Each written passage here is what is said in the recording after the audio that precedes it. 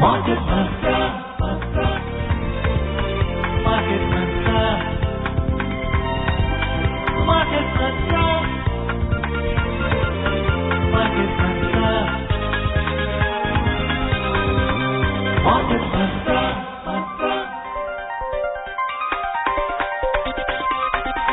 Market Mantra. Namaskar and welcome to this Monday edition of Market Mantra, the program in which we give you a complete update on the economic news of the day. And today, friends, we shall also be taking calls from you on any queries that you may have on economic, business and stock market news. But please do remember that we do not address company-specific queries.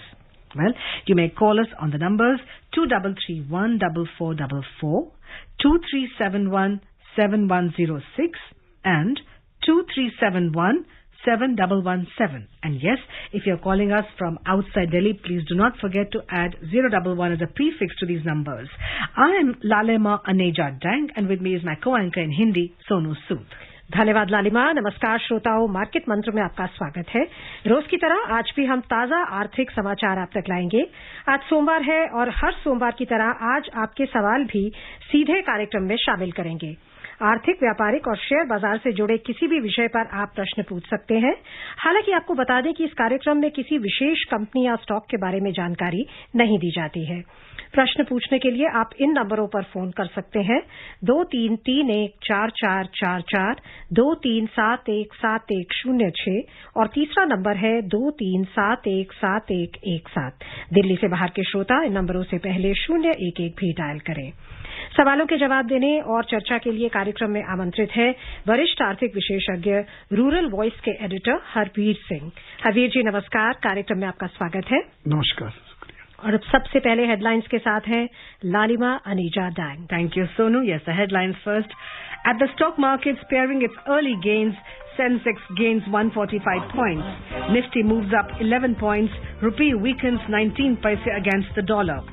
Reserve Bank Governor Shaktikant Das says fair and impartial auditing is essential for a resilient economy.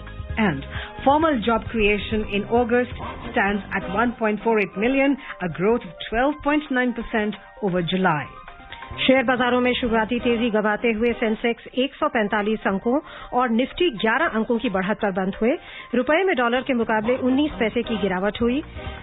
Reserve bank के governor Shaktikanta Das ने कहा कि मजबूत अर्थव्यवस्था के लिए उचित और निष्पक्ष ऑडिटिंग जरूरी है और औपचारिक रोजगार सृजन की संख्या अगस्त में 14,80,000 थी, जो जुलाई के मुकाबले 12.9% की वृद्धि है।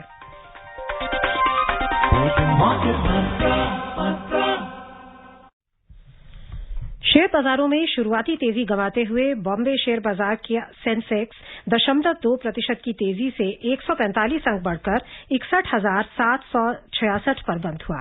नेशनल स्टॉक एक्सचेंज का निफ्टी 11 अंक बढ़कर 18,125 पर बंद हुआ। लेकिन विस्तारित बाजार में आज तीव्र गिरावट दर्ज हुई। बीएसई मिड कैप सूचकांक 1.7% के नुकसान में रहा और स्मॉल कैप सूचकांक में 1.8% की गिरावट दर्ज हुई। And now we're joined by Dharamveer from Delhi. Let's listen in. Hello, Dharamveer ji. जी नमस्कार जी, मैं धर्मवीर दिल्ली से बोल रहा हूँ। जी जी, सवाल पूछिए अपना।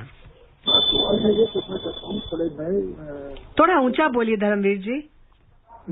मैं ये पूछना चाहता हूँ, जो नए कस्टमर है उनके लिए मार्केट मंत्रा के द्वारा जो जानकारी मिलती है कुछ हद तक तो समझ आती है, बाकी हमें किस कॉन्टैक्ट नंबर पे कहाँ ऐसा कॉन्टैक्ट करना चाहिए जहाँ हमें अधिक से अधिक हमें शेयर मार्केट में जाने का हमें भी मौका मिले।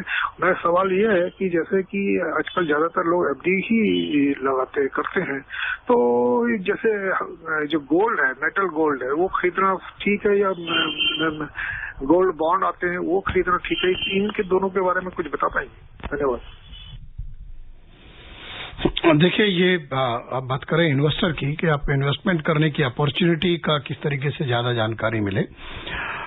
एक तो ये है कि तमाम सारे इन्वेस्टमेंट ऑप्शंस हैं, जैसे आपने खुद ही जिक्र किया कि फिक्स डिपॉजिट्स हैं या फिर आप बुलियन में इन्वेस्ट करें या स्टॉक मार्केट में इन्वेस्ट करें जो है।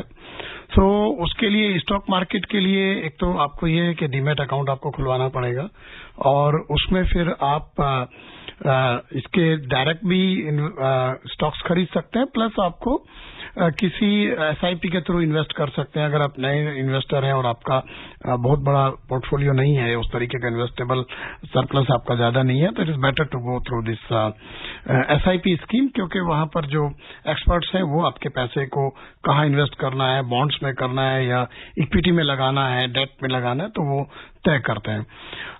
जहां तक आपने कहा बुलियन का, जाहिर सी बात है कि जो ऑप्शन दिया गया है इसका गोल्ड बॉन्ड्स का, वो इसीलिए दिया गया है कि आपको फिजिकली गोल्ड नहीं खरीदना, उसके लिए आपको सेफ्टी सिक्योरिटी का इश्यू नहीं है, फिर वो कल को उसका अगर आपको सेल करना है वहां सब इश्यूज से आप बचते हैं। और ये फिर इसमें आपका एक गवर्नमेंट का जो बॉन्ड्स हैं, जब आपको स्कीम आती है उस वक्त आप कंपेयर भी कर पाते हैं कि किस दाम में आपको ये गोल्ड मिलेगा। और अगर आप डिजिटल पेमेंट करते हैं उसमें भी आपको कंसेशन होता है, तो all this benefits are also there. Delhi से हरीश है हमारे अगले कॉलर, स्वागत है, सवाल पूछिए। हाँ, नमस्कार जी नमस्कार। मेरा सवाल ये है मैम, जैसे कोई स्टॉक है जब वो बढ़ता है तो उसके बहुत से रीजन दिए जाते हैं कि कंपनी का बैकग्राउंड स्ट्रांग है, बिजनेस स्ट्रांग है, बहुत से रीजन, लेकिन जब गिरता है तो वो रीजन कैसे मतलब वो हो जाते हैं? हाँ, देखिए बहुत रेलिवेंट आपका सवाल है कि असल में देखिए मार्केट जो है ना उसमें सेंटिमेंट्स का बहुत बड़ी भूमिका होती है, और कंपनी का परफॉर्मेंस, कंपनी का जो प्रॉफिट्स है या अर्निंग पर शेयर है, वो एक फैक्टर होता है, डेफिनेटली होता है। लेकिन एक तो मार्केट में लिक्विडिटी कैसी है और जो बाकी जो फैक्टर्स हैं मार्केट को मूव करने के वो कैसे हैं, तो किस तरीके से उसमें इन्वेस्टमेंट निकलता है और वो किस तरीके का रिटर्न पर्टिकुलर स्टॉक दे रहा है, तो there are multiple factors behind that. और गवर्नमेंट के डिसीजन भी हैं, बिकॉज मार्केट के सेंटिमेंट्स में हमारी इकोनॉमी कैसा कर रही है, बाकी because the market is completely linked with global economic system also, तो बाकी जगह क्या हो रहा है, क्योंकि बाहर से भी पैसा इन्वेस्ट होता है एफआईज एफपीआईज के through. So there are several factors जो किसी पर्टिकुलर स्टॉक का मूवमेंट तय करते हैं, और वो दोनों तरफ के लिए मैं कहूंगा, उसमें ग्रोथ के लिए भी और उसका जो फॉल है उसके लिए भी। Well, we are now joined by Bharat Bhushan from Delhi. जी सवाल पूछिए। हाँ मैडम नमस्ते, लाइन में मैडम आपको भी नमस्कार। और हरवीर सर को भी नमस्कार है। जी नमस्कार। सर मेरा प्रश्न ये है कि जो हमारे देश में जो आईटी कंपनियां हैं, नाम नहीं लेना चाहूंगा, आपको पता है, तो जो उनके क्वार्टर रिजल्ट में डॉलर का क्या योगदान होता है? डॉलर की रेट बढ़ते हैं तो उनकी प्रॉफिटेबिलिटी ज्यादा होती है या कम होती है? और दूसरा सवाल ये है सर कि हाइड्रो पावर में या थर्मल पावर में ग्रोथ किसमें ज्यादा रहेगा, इन दोनों हाइड्रो पावर और थर्मल पावर दोनों में मुकाबले में? थैंक यू, धन्यवाद सर। देखिए जो आईटी कंपनीज है हमारी, उनका बहुत बड़ा बिजनेस बाहर से आता है और वो डॉलर में होता है, तो जाहिर सी बात है कि अगर डॉलर स्ट्रांग होगा तो उनका एप्रिसिएशन होता है, बिकॉज उनके यहाँ पे जो ऑपरेशंस हैं विद इन द कंट्री वो तो रुपये में है। अगर आपको डॉलर में ज्यादा रुपया मिल रहे हैं, डेफिनेटली आपका फायदा है।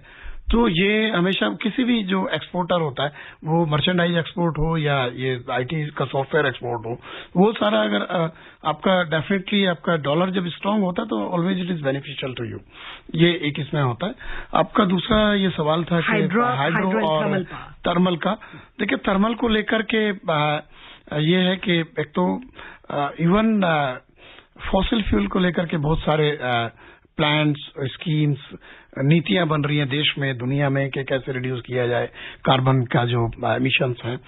और जाहिर सी बात है थर्मल में तो कोल ही यूज होता है। हाइड्रो के अपने एडवांटेज डिसएडवांटेज हैं। एक तो हाइड्रो का जो प्रोजेक्ट है उसको लेकर के एनवायरमेंटल इश्यूज होते हैं, और ये प्रोजेक्ट बहुत जल्दी में और बहुत तेजी से उसका जस्टिसन पीरियड बहुत होता है उसको डेवलप करने का, किसी हाइड्रो प्रोजेक्ट का, क्योंकि पहले आपको चयन करना है जगह का, वहां का इकोलॉजी, वहां का एनवायरमेंट, वो सब चीजें से लॉन्ग ये पीरियड होता है।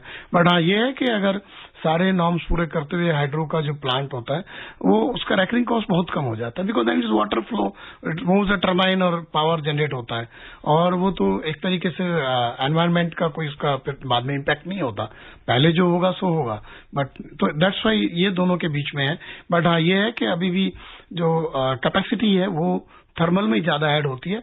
आपको इन्वेस्टमेंट को लेकर के डिसीजन लेना, that you have to look कि थर्मल कंपनी कौन सी है और कौन नहीं आ रही, उनके जो कंपनी का परफॉर्मेंस और रिजल्ट्स कैसे, और हाइड्रो में ऑप्शंस काफी कम है, बहुत ज्यादा ऑप्शन नहीं है। हसमुख जी और नारायण जी हमारे साथ जुड़े हुए हैं। हमारे श्रोता, आपसे रिक्वेस्ट है आप हमारे साथ बने रहिए, एक छोटा सा कमर्शियल ब्रेक लेंगे, फिर आपसे बात करेंगे। बड़े भैया, इस कहावत को जरा एक्सप्लेन तो करिए कि पानी यूं मत डाले जाओ, ऋतु देख के फसल उगाओ। सिंपल है छोटे, कि अपने लक्ष्य को दिमाग में रख कर इन्वेस्ट करना सीखो, पैसा ऐसे ही मत लगाते जाओ। ओ, तो ये बात है। हाँ छोटे, अगर पढ़ाई के लिए या किसी की शादी के लिए जोड़ना है रुपया, तो उसी हिसाब से तो इन्वेस्ट करना पड़ेगा ना भैया। बड़े भैया। हाँ छोटे। भारत के सबसे बड़े स्टॉक एक्सचेंज NSE द्वारा निवेशकों के हित में जारी। सोच कर समझ कर इन्वेस्ट कर। मार्केट मंत्र में आपका फिर स्वागत है। हसमुख जी हैं मुंबई से हमारे साथ। नमस्कार, सवाल पूछें। नमस्ते मार्केट मंत्र टीम। नमस्कार जी। हाँ, सबसे पहले सर मेरे 2 क्वेश्चन है। एक जो अगले महीने गए महीने अपने आरबीआई के डेप्यूटी डायरेक्टर ने एक स्टेटमेंट दिया था जी, ये जो स्टॉक मार्केट में जो तेजी आई है वो थोड़ा चिंता का विषय है। और हम सबको पता है कि जो फेड है वो अभी कुछ इंटरेस्ट रेट वगैरह कुछ चेंज करने वाला है या कुछ बॉन्ड टेम्परिंग करने वाला है। तो आपका क्या एडवाइस रहेगी मार्केट के लिए इन शॉर्ट टर्म में medium term? Thank you. I think he's voiced the concern of many. Yes, देखिए, डेफिनेटली यू आर राइट कि आरबीआई गवर्नर ने भी इस बात को लेकर के एक क्वेश्चन तो किया था कि मार्केट काफी ज्यादा है, और अगर मार्केट कैप देखें और जीडीपी के रेशियो में वो पहली बार इतना ऊपर चला गया है उस टर्म्स में भी, तो ये तो थोड़ा सा कंसर्न तो है, और इन्वेस्टर्स को बहुत सारी चीजें समझ करके अपना डिसीजन लेना चाहिए, because market is very high definitely. और ये भी है कि जो यूरोपियन सेंट्रल बैंक है और जो फेड है वो टेपर करेंगे क्या, because this term tapering started in after this 2008 global economic crisis. उसके बाद से जो लिक्विडिटी को बहुत ज्यादा इन्फ्यूज किया गया था, फिर उसको कम करने की बात आई थी। अभी भी बार बार ये हो रहा है कि ये टेपर करेंगे। टेपर होगा तो डेफिनेटली ये, क्योंकि जो इजी मनी है और जो मार्केट्स में जा रही है और उसका बहुत काफी हिस्सा हमारे यहाँ भी आता है, तो उसके ऊपर इम्पैक्ट आता है। उसमें यह है कि विड्रॉल हो सकता है या फ्लो जो है वो कम हो सकता है, but we have to wait कि अभी तक ये कब इस बारे में वहां से दोनों इम्पोर्टेंट हैं, यूरोपियन सेंट्रल बैंक और आपका जो फेड है। पर उम्मीद ये कर सकते हैं कि 2013 जैसा क्रैश नहीं आएगा? नहीं, वो तो नहीं आएगा, क्योंकि देखिए इन्फ्लेशनरी प्रेशर भी है, सब कुछ है, यूएस में भी आया है, बट वो ये सबका जो एक्सपर्ट्स हैं और जो एनालाइज कर रहे हैं चीजों को, सबका मानना है कि जो उस वक्त जो टेपरिंग के वजह से जो क्राइसिस आया था, मार्केट्स वगैरह में जो फॉल थे, वो उस तरह का इम्प्लीकेशन इस बार लोग नहीं समझ रहे हैं कि होगा ऐसा। And now we're joined by Narayan from Delhi. Ji Narayan ji, सवाल पूछिए। Good evening to all of you. Good evening. Arvind sir, I would like to ask you 2 questions. One is for the agriculture, and the other is from the auto sector. Sir, I mean, the agriculture happens to be always the biggest contributor to our GDP, and we have seen in last few, years, this is shrinking year on year. So, what all the ingredients to be added so that it can be boosted? Apart from this, there's a target for getting the double the income of farmers and etc. And in auto sector, what I would like to reinforce my knowledge, there was a supply and demand problem for the semiconductors and chips, so that the car is not being manufactured by the manufacturer and the demand is being high on those lines. So do you have any knowledge which is what's the exact issue on the supply and the demand in the auto sector? Thank you very much. Definitely, I'll tell you. So first we should go with agriculture. On agriculture, whenever any economy grows and other sectors of the economy like service sector and manufacturing grows, agriculture sector share goes down. It is a universal fact, and definitely any economy which is going from developing towards developed, so it is not a issue of concern. But the issue of concern is that are we able to reduce the number of person who depends on agriculture for their livelihood? If we are able to take them away from agriculture to other sector of the economy, then there is no problem. If agriculture sinks and numbers of dependents remain the same, then it is a concern. And by chance, I can say that till now, some number has gone down, but not drastically as required as to basically with this. But with these 2 years, the share of agriculture in GDP has increased due to the shrinking of the other sectors. That is the main reason. But at the same time, there is a growth in agriculture in the last 2 fiscal also. And when the economy shrink, agriculture grew more than 3%. And this year also like that. Corona time. Yes, Corona time. Reason is that because agriculture is a natural process, and whenever there was an intervention was required on policy front and administrative from the government side, it came timely, so that farmer did not suffer any kind of crop loss and all due to this. And we have back-to-back 3 normal monsoon. That also added a lot to agriculture sector from the positive side. So this is one point. On you are saying that automobile, definitely it is not just auto, any sector who is using this semiconductors and chips. There is a problem there because supply is short due to some raw material issues also there, and there are limited companies who produce these semiconductors and chips particularly. So, and this value addition chain gets affected due to that, because now there is not a single company anywhere in the world, mostly in this highly technological companies. So they produce one thing, another company produce something, and that other company produce something. Then it is a chain. When chain gets affected due to this corona disruption and all, that also affected this. And you can say sometime, and there are few companies, some American company and one British company, and Taiwan is a big player into that.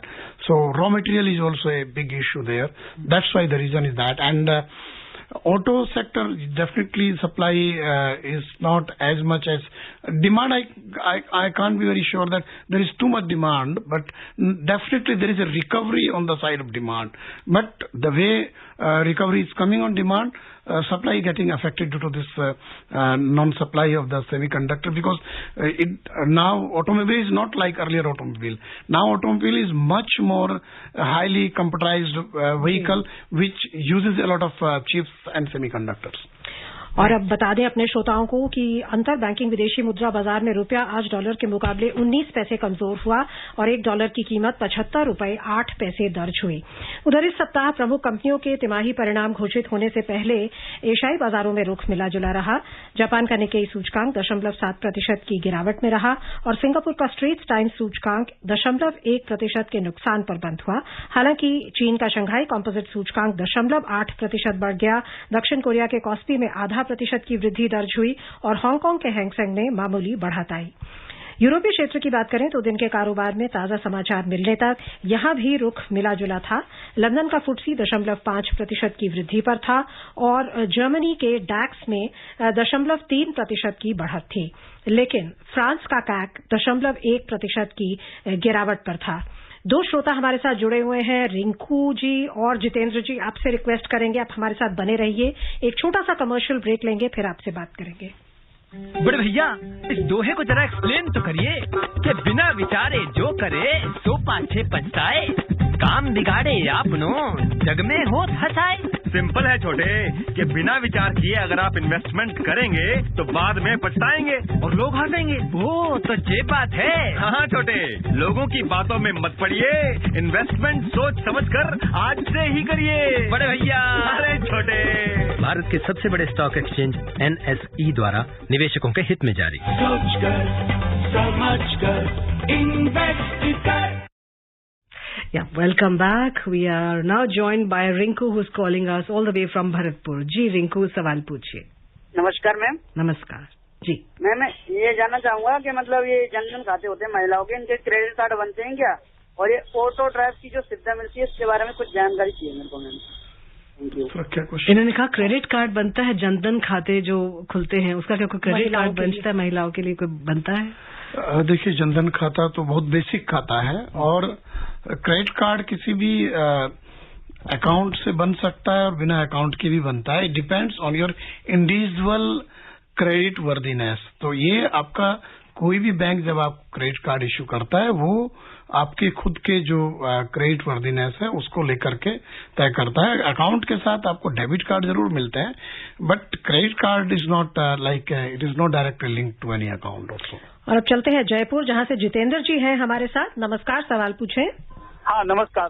हाँ सवाल ये मेरा sir है कि आप लोग के experience और रिसर्च के मुताबिक जैसे एक गेस के रूप में कि मार्केट जैसे कहाँ तक वजह से ऊपर जाएगा या नीचे, एक अनुमान मतलब आप लोग के एक्सपीरियंस के हिसाब से. पहला सवाल ये. और दूसरा कि एक करेंसी मार्केट और एक कमोडिटी मार्केट में कैसे ट्रांजेक्शन होता है, इसका ब्रीफ में समझाइएगा.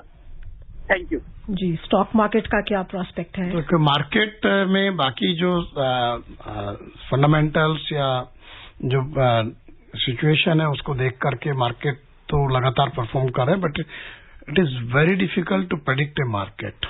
ये और आप ये कह दें कि इस रेंज बाउंड में रहेगा और ये so definitely need then a lot of statistics and formulas to assess के कहाँ जाएगा, और वो उसको भी डाटा बता देता है कई बार.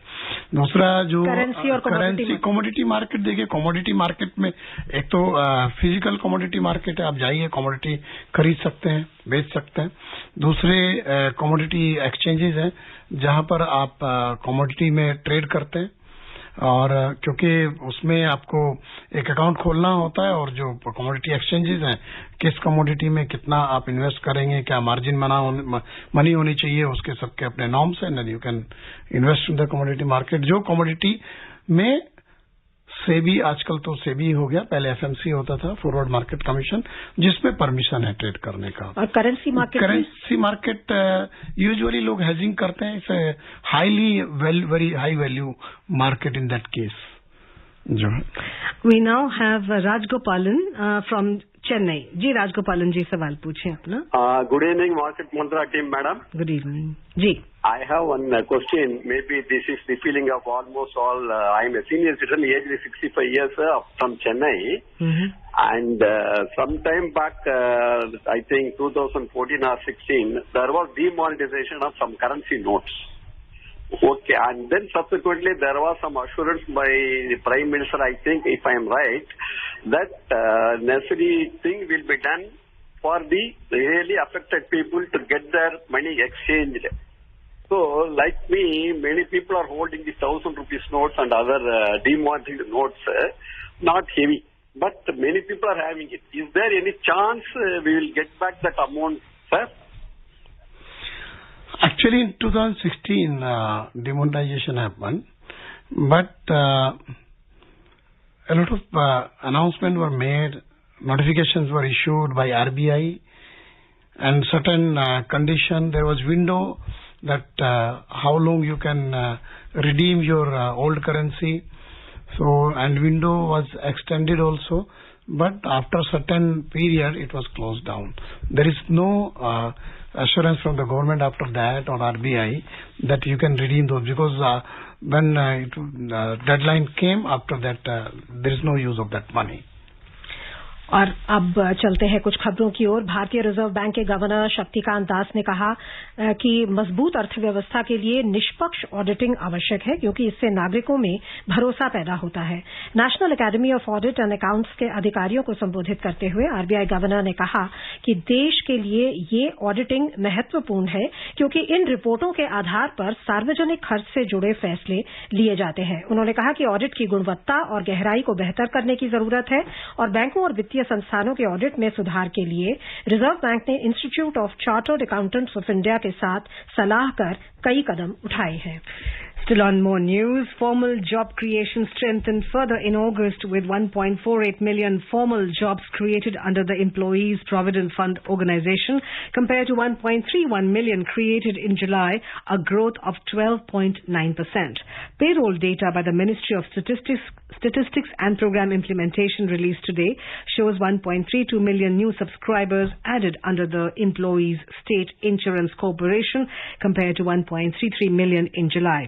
while the addition under the National Pension Scheme stood at 56,827 in August as against 50,118 in July 2021. Well, we have Gaurav on the line and he's calling us all the way from Ghaziabad.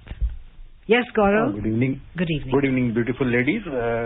Best wishes to you for Karwa Chauth and the festivities. Thank you. Thank you. Sir, my question to Harveer is, sir, what is the ROI, return on investment from farming in India? I mean, in average, for 2-3 years, we can understand it is differs every year, as compared to in ROI in, say, developed countries. Return on investment, considering we don't have income tax, they have subsidies on, we have subsidies on fertilizer. They don't have all these, but they have, add-on, subsidies from the government. So how does our farming ROI compares with the world? Thank you.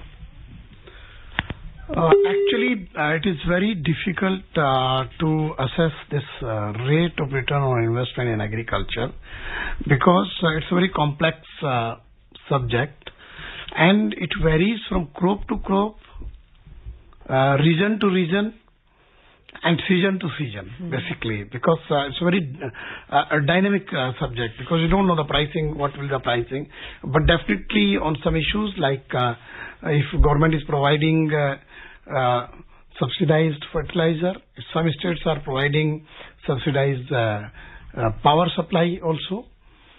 Some states gives direct income support to the farmers. So definitely where subsidy level is high, farmers has reasonably better income from other states comparatively. In case of other countries, developed countries, you have to go basically, you can compare only at one point the value from the consumer being derived and what is the share of that value is going to the farmer. On that case front you can have some comparison. In some cases it is better in India. So because but at the same time, because in developed countries farmers are very big, their land holding size is very large and their subsidy level is also very high. So these are the points I can. And they are mechanized. They're mechanized. Yes. All right, let's take a look at the oil. Now, global crude oil prices extended gains today to hit multi-year highs, lifted by tight global supply and strengthening fuel demand in the United States and beyond as economies recover from pandemic-induced slumps.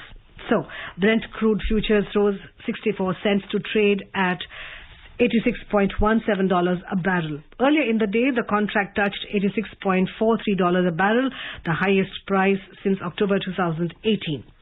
U.S. crude futures climbed 75 cents to $84.51 a barrel.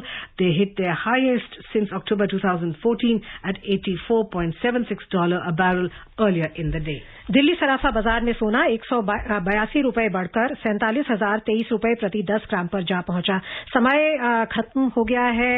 हम आपको बहुत बहुत धन्यवाद देना चाहेंगे हरवीर जी, आप आए और हमारे श्रोताओं के साथ जानकारी साझा की। धन्यवाद। And now, before we close, here's a reminder of the headlines. At the stock market, sparing its early gains, Sensex gains 145 points, Nifty moves up 11 points, Rupee weakens 19 paise against the dollar. Reserve Bank Governor Shaktikant Das says fair and impartial auditing is essential for a resilient economy. And formal job creation in August stands at 1.48 million, a growth of 12.9% over July. Well, that's all we have for you in this edition of Market Mantra. This is myself, Lalema Aneja Dang, and my co-anchor Sonu Sood bidding adieu. Namaskar.